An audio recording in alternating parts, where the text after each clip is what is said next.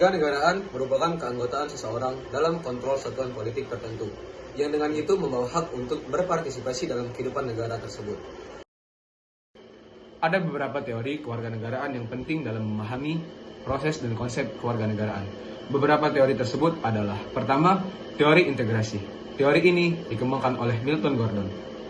Ini mengajukan bahwa proses kewarganegaraan terjadi melalui integrasi antara masyarakat baru dan masyarakat lokal. Proses ini terlibat dalam perubahan budaya, perilaku, dan struktur sosial. Kedua, teori assimilation. Teori ini dikembangkan oleh Robert Ock. Ini mengatasi bahwa imigran akan mendapatkan kewarganegaraan setelah mengikuti perilaku, budaya, dan norma masyarakat. Proses ini mengandung dukungan sosial, pengubahan identitas, dan pengambilan bagian dalam masyarakat. Ketiga, teori multikulturalisme. Teori ini mengajukan bahwa identitas kultural individu harus dihargai dan diresmikan dalam proses kewarganegaraan. Hal-hal ini menjamin hak-hak individu dan masyarakat untuk menjaga budaya.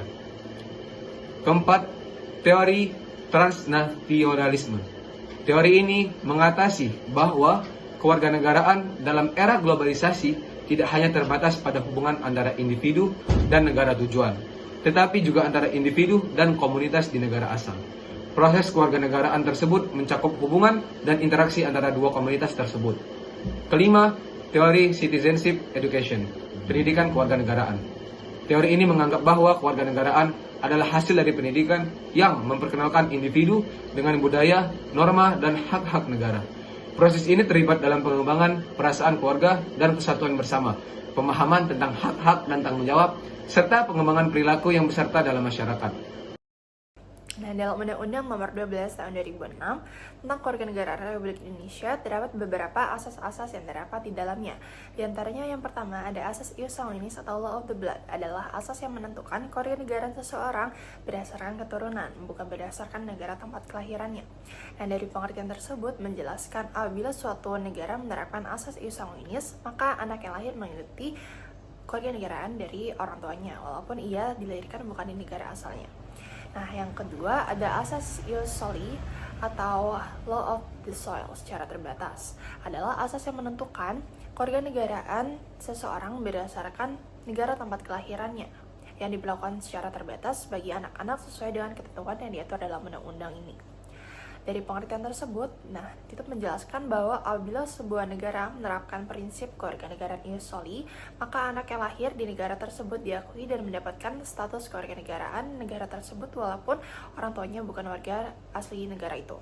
Nah, lalu yang ketiga ada asas kewarganegaraan tunggal, yaitu adalah asas yang menentukan satu kewarganegaraan bagi setiap orang. Tentunya asas ini mewajibkan bagi seluruh warga hanya memiliki satu kewarganegaraan saja atau tidak boleh memiliki kewarganegaraan ganda. Nah, yang keempat ada asas kewarganegaraan ganda terbatas, yaitu adalah asas yang menentukan kewarganegaraan ganda bagi anak-anak sesuai dengan ketentuan yang diatur dalam undang-undang ini. Undang-undang ini sebenarnya tidak mengenal kewarganegaraan ganda bipatrid ataupun tanpa kewarganegaraan yaitu apatrid. Kewarganegaraan ganda yang diberikan tersebut itu hanya sebuah pengecualian saja, karena selain tidak memberikan kepastian hukum bagi status seseorang, kewarganegaraan ganda terbatas ini juga bisa merugikan negara maupun orang yang bersangkutan tersebut. Nah, selanjutnya kita akan membahas mengenai perolehan dan kehilangan kewarganegaraan. Kewarganegaraan dapat diperoleh melalui beberapa cara, antara lain yang pertama melalui keturunan atau kelahiran, yang kedua melalui kewarganegaraan atau naturalisasi, yang ketiga melalui prosedur lain yang ditentukan oleh undang-undang. Dan berdasarkan Undang-Undang Nomor 12 Tahun 2006 telah disebutkan beberapa cara untuk memperoleh kewarganegaraan Republik Indonesia. Yang pertama, memenuhi persyaratan kewarganegaraan Republik Indonesia. Yang kedua, pemohon mengajukan permohonan kewarganegaraan secara tertulis dalam bahasa Indonesia dengan material secukupnya kepada Presiden melalui menteri yang disampaikan kepada pejabat. Yang ketiga, pemohon wajib menyerahkan dokumen atau surat-surat keimigrasian atas namanya kepada kantor imigrasi dalam waktu 14 hari kerja setelah pengucapan sumpah atau pernyataan janji setia. Lalu yang keempat, menteri mengumumkan nama orang yang telah memperoleh kewarganegaraan dalam berita negara Republik Indonesia diatur dalam peraturan pemerintah. Lalu yang kelima, ada ketentuan lebih lanjut tentang tata cara mengajukan dan memperoleh kewarganegaraan Republik Indonesia diatur dalam peraturan pemerintah. Sedangkan berdasarkan Undang-Undang Nomor 12 Tahun 2006, seseorang warga Indonesia akan kehilangan kewarganegaraannya bila memenuhi hal-hal berikut. Yang pertama, memilih kewarganegaraan lain atas kemauannya sendiri. Lalu yang kedua, tidak menolak dan tidak melepaskan kewarganegaraan lain, sedangkan orang yang bersangkutan mendapatkan kesempatan untuk itu. Yang ketiga, masuk dalam dinas tentara asing tanpa izin presiden. Lalu yang keempat, secara sukarela masuk dalam dinas negara asing. Lalu yang terakhir, yang kelima, ada turut serta dalam pemilihan sesuatu yang bersifat ketatanegaraan untuk suatu negara asing. Dalam Kamus Umum Bahasa Indonesia, kata imigrasi diartikan sebagai perpindahan orang asing ke suatu negara. Sedangkan, menurut Undang-Undang Keimigrasian, yaitu UU Nomor 6 Tahun 2011, adalah tentang perpindahan orang yang masuk atau keluar wilayah Indonesia dan penguasanya dalam rangka menjaga kedaulatan negara. Selanjutnya, kebijakan pemerintah mengenai keimigrasian berdasarkan tata hukum di Indonesia tidak luput dari yang namanya kebijakan-kebijakan dan aturan yang telah dikeluarkan oleh pemerintah. Kebijakan dan aturan tersebut perlu kita ketahui diantaranya adalah 1. Kebijakan selektif keimigrasian merupakan kebijakan yang diberlakukan secara menyeluruh di seluruh negara.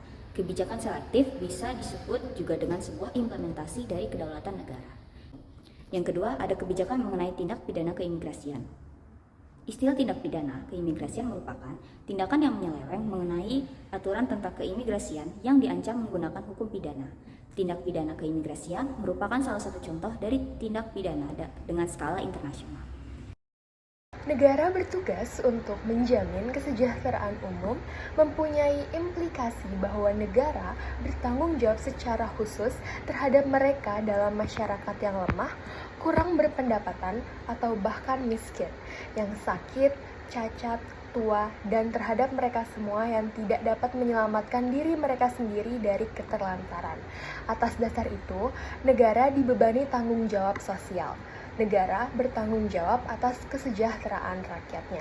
Oleh karena itu, pembangunan yang didesain oleh negara tak bisa lepas dari tujuan untuk mengabdi terhadap sasarannya sendiri, dan sasaran pembangunannya adalah rakyat. Ada dua pendapat mengenai bagaimana negara memperlakukan orang asing, yaitu pertama, standar minimal internasional di mana negara berkewajiban memberlakukan orang asing lebih istimewa dari warga negara sendiri dari segi hukum. Yang kedua adalah standar nominal nasional, di mana perlakuan terhadap orang asing tidak berbeda atau sama saja sebagaimana halnya memperlakukan warga negaranya. Direktorat Jenderal Imigrasi turut hadir dalam menghormati dan menjunjung tinggi hak asasi manusia sebagai bagian kehidupan yang universal, yakni salah satunya dengan memfasilitasi hak atas kewarganegaraan setiap orang. Layanan keimigrasian yang diberikan diantaranya adalah yang pertama, pendaftaran anak berkewarganegaraan ganda dan pemberian fasilitas keimigrasian. Anak hasil perkawinan campur antara warga negara Indonesia dan warga negara asing akan langsung diberikan status kewarganegaraan ganda. Yang kedua adalah penerbitan surat keterangan keimigrasian. Dalam Undang-Undang Nomor 12 Tahun 2006 dikenal istilah pewarganegaraan. Pewarganegaraan adalah tata cara bagi orang asing untuk memperoleh kewarganegaraan Republik Indonesia melalui permohonan.